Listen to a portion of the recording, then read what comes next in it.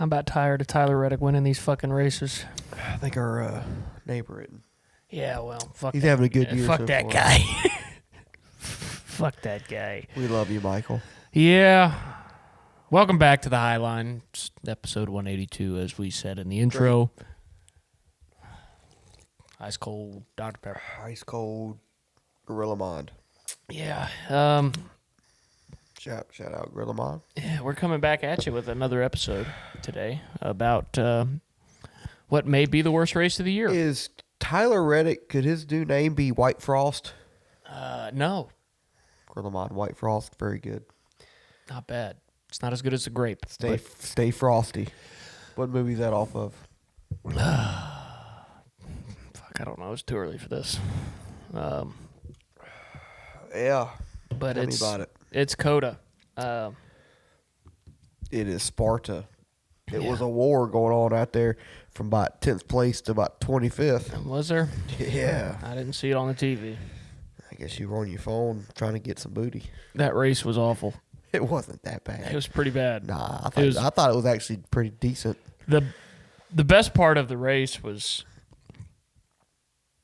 the SVG Tyler Reddick, second half of stage 3 battle when SVG made it close. Really wasn't even a battle. He never passed him, bro. That's It's not a battle. That's my point. That's why this race kind of sucked. Nobody could pass Tyler Reddick other than Blaney. Like Mac, go 12. lap 5. And, yeah. There's a meme out there. The Vince McMahon getting emotional. Or not getting emotional, but like saying he was special. Yeah. There's a meme going around on NASCAR memes. One of them's, what was it? How good was Ryan Blaney stage 1 at COTA? it's like he was special. Yeah. Like, yeah, that shit was awesome there for a minute. Hey, out of my 3 guys, Blaney was the last person I think to go out and dominate stage 1 here at COTA this past weekend. But damn it, he did. He was right there. I thought him and he was right on Reddick's ass most of the race, and then just after that last pit stop, I think Jonathan Hassler made a mistake not pitting earlier, and when they decided to pit, Reddick's Billy Scott's like I think it's Reddick's crew chief Billy Scott said, "Okay, we're gonna pit right with them. They're pitting right now. Come on down." Mm-hmm. And so Blaney just followed Reddick in there. That was just bad execution on the 12's part, trying to jump him. What I think it was is because had you gotten home yet after that last pit stop from work? No, I didn't. No, I think the race ended before I even left work. Oh, okay. Well, It ended at like that's right. 6:55 or something. Yeah. So 6:50. I don't know if you could hear it or not, but there was a point during that last run there where Blaney was frustrated on the radio. Surprise. And Like, why did we pit why did we let the 45 pit? Well, with he us? said that Why didn't we pit earlier. Yeah, they said his crew chief said that they were trying to get a lap on him. So it seems like Blaney was pitting there anyway, and it seemed like the 45 just matched him. Yeah, the 45 was kind of just waiting on him. Yeah. But I feel like if Blaney and them would have pitted a few laps earlier, I don't know if the 45 necessarily pits there, because I think they were looking for around a lap to pit to, whenever the 12 was going to come down. And I think if the 12 jumps it a little early, the 45 might not come down with them. I don't know. We'll never know. I don't think it would have mattered. The 45 was the best car on track. So the 12 matched him all day long until that last run. On his ass. All day long. Yeah, but then but fell back. Huh? He did. Then but at the same end, as SVG. If the 12 had the track position there at the end, more than likely he does fall back. He loses the lead there. But I don't know. We saw the leader all day. Really never get past. Other than the Briscoe passed Reddick and Blaney on the initial start. And Ross took the lead there for a minute. Did he not? No, I don't think so. Maybe he was running second to Blaney there just for that, because he fell back too. But yeah, I get why people would have enjoyed that race. I just don't think the racing there is all that good. There's not enough areas to pass. Middle of the pack, they put on some great battles. Yeah, it's just the front's really I don't know. It was a normal next gen. It wasn't awful. It road was. Course race. I'll it was admit solid. it wasn't awful, but it was still better than anything we've seen out of Sonoma the past couple of years. And that's fair, but road course racing just sucks these days, in my opinion. There really wasn't no chaos and there wasn't no bullshit along the way. Yeah, you're right. But there also wrecks. wasn't anything super interesting. I mean, the only super interesting part of the race to me, You had comers and goers. like Just I said, nobody was get to the front. Was SVG coming through, and Chris followed him through in stage one. I thought Chris had a great stage one. Then just got behind on either got behind on setup or whatever, lost the handle on it, and then got wrecked at the end of the race. And of course, their strategy didn't play into their hand any. But I thought that was interesting. I thought, unfortunately, again, this involves Chris, the 8 car, trying to dump the 33, which ends up dumping the 17. That was interesting. I mean, it sucked to watch, but it was, Apparently, Kyle on the radio said he was doing that shit the last couple laps, and Kyle just had enough of it. But, it wasn't the worst race I've seen at COTA. It's probably the best COTA race I've seen in a couple years, at the very least. But it still wasn't good, in my opinion. Wasn't super interesting. Obviously, whenever a guy you're not rooting for wins a race, that doesn't help you at all. And when he pretty much dominates the thing, that brings it down a little bit as well. Even though it's Phoenix this weekend, I'm looking forward to a normal NASCAR race for the first time this year. Obviously, we had 2 super speedway style tracks and now a road course. So I'm getting excited that we're going to be just racing at a normal NASCAR track this weekend. But it's probably going to suck too because it's Phoenix. But yeah, I mean, like I said, COTA was COTA. It didn't leave a bad taste in my mouth by any means, but it also isn't a race that I'm going to look back on fondly. Obviously, you've got the historical aspect of, Tyler Reddick winning 3 in a row to start the season, first driver to ever do it. I think he's got a 79-point lead now. Great start for him. Some other guys If we were in the Wednesday Cup format, we might. It might already be over. But go ahead and crown Reddick right now. But it was definitely one of the races of all time. And I don't really have a ton else to say about it. I mean, there was some interesting storylines throughout the field. I mean, you had the drivers getting sick at the end of the race, and in the middle of the race, Myatt Snyder hopping in the 48 car. That's what I was about to say. So last week we talked about would Brad be relieved? We were right. A driver did get relieved before the end of the race. A driver swap did happen. It just wasn't the 6 car. It was Bowman getting sick there, and he wasn't good all day anyway. Yeah. And Myatt Snyder, who was kind of shadowing Jamie Little at Fox on the broadcast, they're like, "Hey, jump in this car, jump in this motherfucker, please, if you could." Yeah. And I would love to see Myatt's face when they told him that. Hey, are you able to drive this car the rest of the race? Yeah. Oh, all right, sure. But that was very interesting. And man, what a terrible start to the season for Alex Bowman. Yeah. My God, I think he's last in points. Yeah, he's got a mountain of a points deficit to overcome. Yeah, this is not the best time for that 48 team to, like, if we're still in the playoff format, I'm like, he just won a race. Which, to be fair, he hadn't done that a lot here recently either. But the playoff format, you could kind of just, okay, Richmond he's really good at, they ain't got Chicago Street Course anymore, but he's got Chicago Land. He's won there before too in the old car. He's really good there. You pick your tracks where Bowman's been pretty good at in the past, and you'd be like, okay, he's got to go out there and win a race. Well, guess what? Can't do that now. Yeah, he's got to get up on his high horse. And, for sure. And his other 3 teammates are running okay. Hendrick as a whole has got off to a little bit of a slow start. Sure, Chase almost with the 500. And Byron almost won the 500 kind of too. Other than that, though, it's been kind of a slow start for Hendrick. But yeah, for as far as this race goes, I thought it was pretty good. A lot of comers and goers. You had, Connor Zillich drove, which he might have had the best car. He might have been the only car to contend with Reddick there at the end. Well, he kept getting wrecked. He kept getting spun out. And, thanks, Byron. Turn one was his nemesis.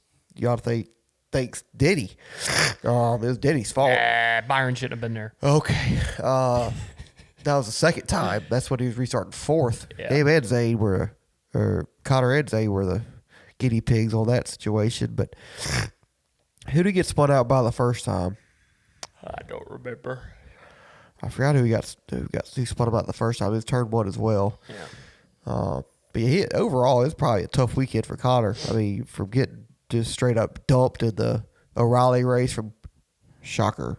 Wait till I tell you who dumped him in the O'Reilly race. Corey fucking Day. Yeah, I saw that. Oh, that boy. He might be on the list for The kid's an idiot. He might be on the list for attaboy. For you can't do that later. But he drove all the way back up from his first spin to the top 10, I believe, and then drove his top 5, and then got spun out again on the last restart. And he was like 33rd on track. It drove his way all the way back up to 14th with no cautions at the end. So, man, that 88 car was very fast. He might have been the only one to contend with Reddick, but unfortunately, we never got to see it. So, I know Connor's really frustrated about that and how good that car was on Sunday for him. And I predicted him to be fast. He was just the crookie. I'm fucking my own saying up. The cookie did not crumble for that 88 team, but for Connor. But Ty Gibbs was very fast all day. Denny Hamlin got a solid finish. I think he finished 10th. Chase Elliott was weird. He finished 7th, which is probably his best running position all day. Just never had it for the non-team.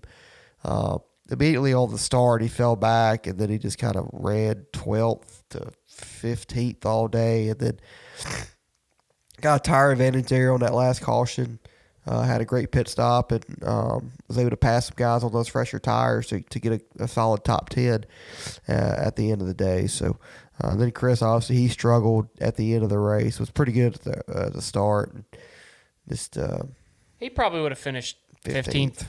Yeah, which for Chris Buescher standards at the road course, it isn't what we expected. Which I think he was better than that. Even at the end, he just got behind on the strategy there, pitting, and just couldn't work his way back up. But and then Priest is actually he wasn't good at the start, but he got his car a lot better. He's got the opposite of Chris, and at the end of the day, I think he was like.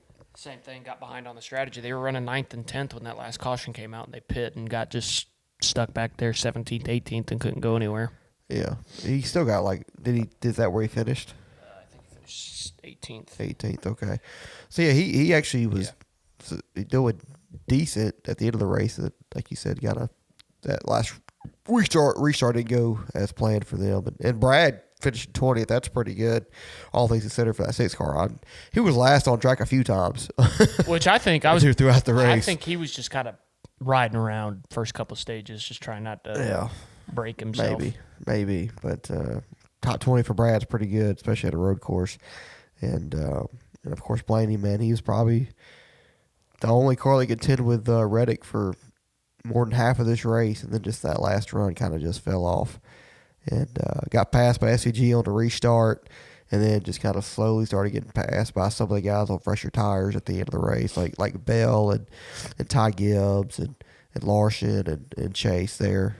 Chase got Blaney at the line for 7th. I think Blaney finished 8th on Sunday, but definitely deserved more than an 8th place finish for that 12 car. I was so impressed with Blaney. Haven't seen that speed out of that 12 car on a road course, I don't think ever, really.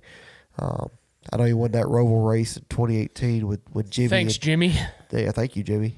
Jimmy and Truex wrecking there on the last lap, but Blaney never had a winning car that day. And So this is the first time that I can remember that Blaney actually had a race-winning car on a road course, and just didn't quite keep up with the adjustments there at the end, and is what it is. But I thought it was a solid race, about as best as you could ask for COTA.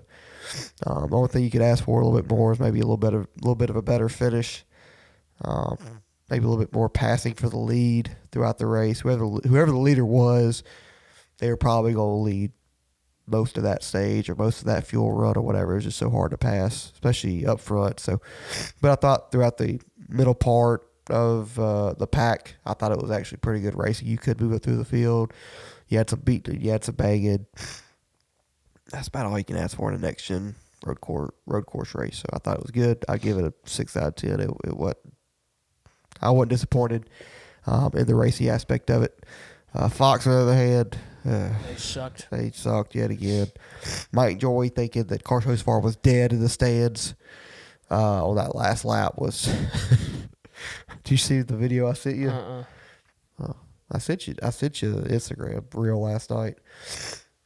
But it's like how us fans thought Carson Hocevar wrecked on the last lap, and it's F1 where I think it's F1 where somebody just airplanes and flips over and goes crashing into the down the front stretch or something. But yeah, other than that, and that was the biggest. I was the most excited Mike Joy was all day. I didn't think he was all that great. Harvick was okay. And, Clint's Clint. Boyer was Boyer. Yeah, and then see, I was gonna say about 5 out of 10. So we're pretty close on it. I just don't enjoy the road course racing stuff as much as most people do, I guess. Which I never really have. But it was definitely a race. Wasn't the worst race I've ever seen. It was worth a watch, but definitely excited for some left-hand turns this weekend. Yeah, I agree. Well, Reddick will be going for a 4-peat this weekend at Phoenix, but before we talk about that, how impressive is this start for Tyler Reddick, man? It is, 3 for 3 to start the season. It's never been done before. And sure, we take a race off, and we saw this from Christopher Bell last year. He won Atlanta, COTA, and Phoenix. So we've seen 3 straight wins very recently. So it's just kind of a number thing. It's just because the Daytona 500 is the reason why I think this is so impressive from Tyler. Makes history. And I know I picked him last week, and I was kind of happy that, make myself look smart. You said he had no chance of winning last weekend, so shut up. You're wrong. I'm right. But, I think this streak is so impressive because it's so hard.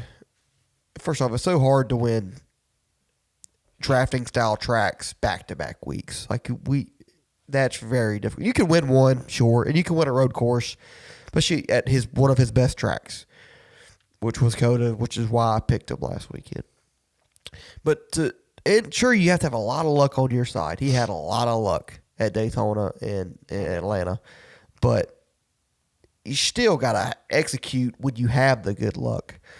And for him to win Daytona the way he did, a lot of luck, but he put himself in position at the end to have a chance. Had a teammate at the end. It worked out for him. Then Atlanta, same thing. Gets in a wreck. Doesn't have a right front fender. Still makes his way all the way back up through the field. And things happen where he's all of a sudden back in the lead and he's going to win the race. And he does. Then COTA this weekend was just kind of an ass whooping. Had the best car for most of the day. Like I said, the 88, the 12, 97 at the very end. We're contenders, but 45 was never going to get past unless he made a mistake. So for you to execute, come off the gate 3 for 3, because there's still people trying to get out of the off-season funk here. And, we saw that on Sunday with some drivers. With it wasn't even all that hot. It was like in the low 80s, and drivers are dropping like flies on the front stretch after the race. You know, AJ Allmendinger, Alex Bowman. I know he was sick, but still, there was another guy that was exhausted. Who was it? I think Chris had to go to the infield care center. Chris. There's another guy, but notable guy too, that had to have medical attention after the race. And for Reddick to come out there and do what he's been doing is historic. I love to see history being made, even though it's from a Toyota driver and a manufacturer that I hate. Those last couple laps, sure, I would probably rather have Shane win. I like Shane better than Tyler Reddick. Shane's an awesome guy, but history is history, and I got to witness history on Sunday. That's always cool for the most part. But, it's just incredible run by Tyler Reddick and the 45 team. And I'm telling you, momentum's a thing in every sport. It is in NASCAR. And Tyler Reddick is proving it right now. So he's got a huge points lead, 3 races in. Can anybody slow him down? I don't know, but it is hell of impressive. I get 2 of the tracks are at drafted tracks, and I have a lot of luck on your side, but you still got to execute when you have that luck. And that 45 team, and Reddick's done that. Yeah, I agree. It is very impressive. Like you said, though, I mean, the only thing that detracts from it is the way that these races are run. So, like, you had Daytona fall into his lap. You had Atlanta kind of fall into his lap. Now, granted, he earned the Atlanta one a little bit more than I think he did at Daytona. And then, obviously, this weekend put an ass-whooping on the field. The one thing I will say, though, about this weekend's race, and this is not to take anything away from Tyler Reddick, but if Shane Van Gisbergen had half the car Tyler Reddick had Sunday, he would have won the race. Oh, my God. And here we go. I mean, you can say, oh, my God, here we go, all you want. But, I mean, I think it's pretty obvious that Shane Van Gisbergen is the most talented road course racer, if not all time, which you'll disagree with. I think it's all time. But I think he's the best road course racer of all time in NASCAR. And I also think that there's no question he's the best right now. And again, not to take anything from Tyler Reddick, because he went out there and he won the race. I mean, that's what you're supposed to do. I mean, you drive the equipment you're in. But Shane Van Gisbergen's car was not race-winning caliber. He qualified 15th. He was not happy with his car in practice. He was not happy with his car in qualifying. He was not happy with his car during the race. And, I'm surprised that he finished second, much less challenge for the win there. So I think in NASCAR, I mean, the car is part of the team. So, I mean, you got to give credit to the team. But I do think that if all things were equal, Shane Van Gisbergen would have won the race. I don't really know if that matters, or if I'm just saying words here to be condescending. Contradictory to you. But I said it during the race to my family I was watching the race with. I was like, Shane's here. He's impressive. He's got a chance to pass him. But if they were in equal equipment, this wouldn't even be a fight. And I think that's pretty obvious if you look at the 5 out of the last 6 road course wins, and he's won half of those races by half a lap. So obviously COTA is probably his weakest road course, but I still do believe that he probably had a 20th place car that he just kind of manhandled there to second place. So you're out of your mind. I mean, he qualified 15th. He did. His teammate Connor Zilch qualify 25th. Sure.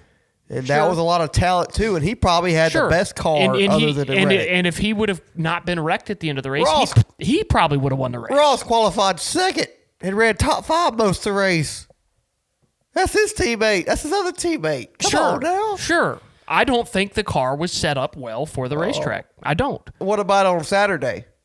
He did have the best car on Saturday. We're going to blame that one on Junior Motorsports equipment. He won the race. Yeah, because... That's my point. Because other people kind of made mistakes. Sure. Sometimes you have to have things fall... He said it himself. And Shane really didn't have a Shane Van Gisbergen. I think it's the track. I just think Shane's not that good. He just won the race on Saturday. That's my point. In the O'Reilly race, yeah. Even if he isn't the best at COTA, he's still better than 95%. So if of Shane, you can't have your cake and eat it too. So if Shane goes out there and wins by half a lap against the field, you can't say it's all him. I can. You can't. Why not? It's clearly not. He's clearly not that much better. We just saw it. That's what I've been saying. I think he is that much better, and I think that's why it's so impressive. If he was that much better, it wouldn't have mattered. And that's why I think that it wouldn't have mattered. It would matter, and that's why I think it's so impressive that Tyler Reddick beat him. He ran 4th and 5th all day. Like, he's clearly beat him. Yeah, 10 seconds behind the leader. If not more. Yeah, but that can't be just, he just had a terrible car. That's why he's not winning these races. This is bullshit. Maybe terrible car is a stretch, but he said he had a 20th place car. Maybe not. Maybe 10th to 15th place car. I think he give Reddick and give Blaney. That's what I'm doing. Some credit. They had better cars and they had good races. They drove better. Sure, but you can't tell me that if Shane Van Gisbergen was in Penske or 2311 equipment, that he would not have been more competitive. I can't. You'd be wrong. We haven't seen him at those. Dude, he's won 5 out of 6, and he just finished second. With the same equipment. 6 road course races in a row. His average finish is 1.1. Yeah, it's amazing. And he did just not. Because the guy gets beat, we can't just. I'm not saying he didn't get beat. He did. He got beat straight up. It's a piggyback of Trackhouse sucks again. Trackhouses, their equipment was not terrible. I probably had a little hyperbole there. Their car was not terrible, but it was not race winning. His 19-year-old teammate might have won the race if he doesn't get spoiled. His 19-year-old sliced bread might be the best road course racer in NASCAR when Shane Van Gisbergen retires teammate. The guy that everybody thinks is going to be the next big thing. Yeah, he had a pretty decent race. So did Ross. A guy that won like 42 races in the Xfinity Series last year. O'Reilly. It was the Xfinity Series last year. Oh, we're going to go back to that? So in 2007, the Nationwide Series? Yes. All I'm saying is Tyler Reddick had a better car than Shane Van Gisbergen. True or not true? Yeah. Okay. Yeah. My point. Tyler Reddick had a better car, and he raced a really good race. When that happens, you're going to win. When Chris Buescher beat Shane at Watkins Glen, did Chris have a better car than Shane? No, I think he beat him straight up. Okay. All right. Whatever you say, bud. Whatever you say. I think Shane. I think he probably did have a better car than Shane, but I don't think Shane had it was a better car. I don't think it was. Oh, that Texas blood coming from the sky. I don't think it's as big of a difference as Reddick and Shane's car was. I think you could see it, and you can't tell me that he didn't have a better car because all you have to do is watch the exit of the last corner and watch Tyler Reddick gap him by 45 fucking yards down the front stretch every single lap. Well, people are saying NASCAR's ready. I think they gave more horsepower to the 45. No. If there was any guy that they were going to pick to fucking fix races for, it would not be 2311's Tyler Reddick. Well, people are saying it's part of the lawsuit agreement. Yeah.